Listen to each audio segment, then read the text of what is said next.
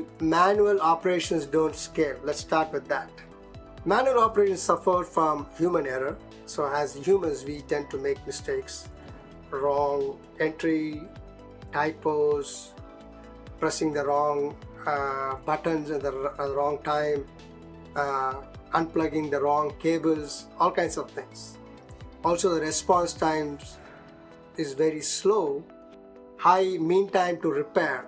So we call in industry, in support functions, MTTR, mean time to repair. What does it mean is, moment some problem occurs, it takes 2 steps to fix the problem. One is identification of the problem.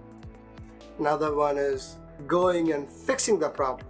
The whole process from when the problem occurred to fixing it, the whole thing is called mean time to repair. In other words, from a customer point of view, they don't care whether you're able to resolve the problem right away or the problem was so complex it took a long time to fix it. Bottom line is, my service is down and when is it going to be up?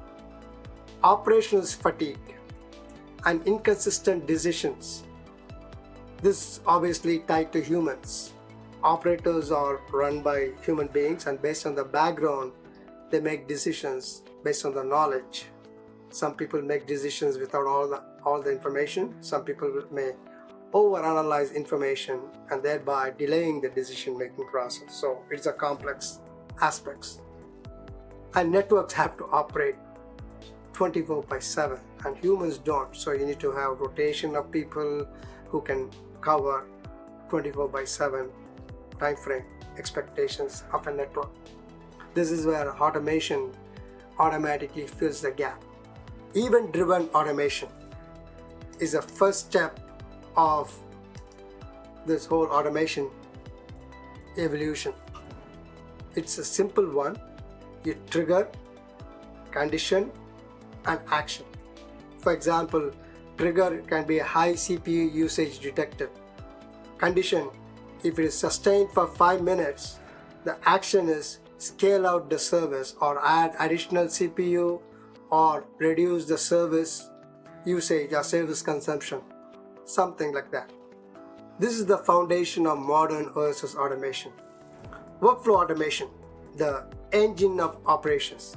Workflow automation uses a generic nomenclature or industry standard, you can say it, called BPMN model.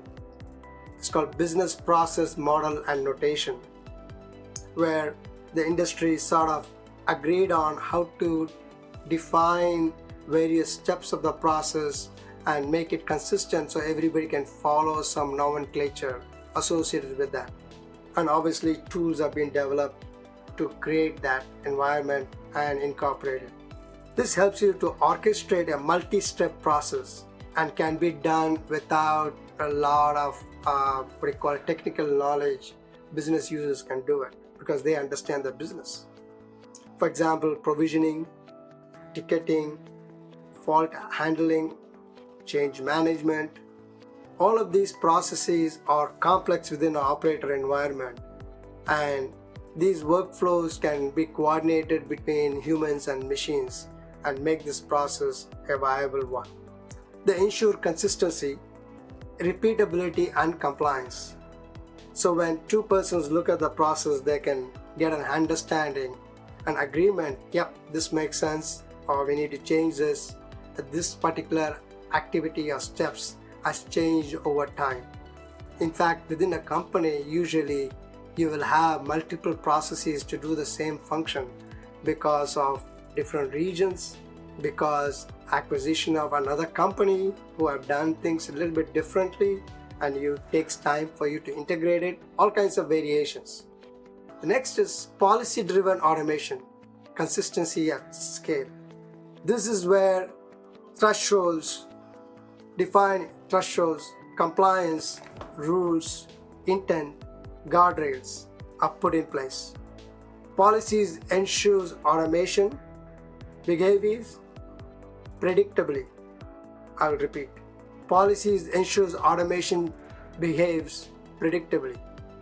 They prevent over-automation and keep the systems fail-safe. Policies are laws of automation.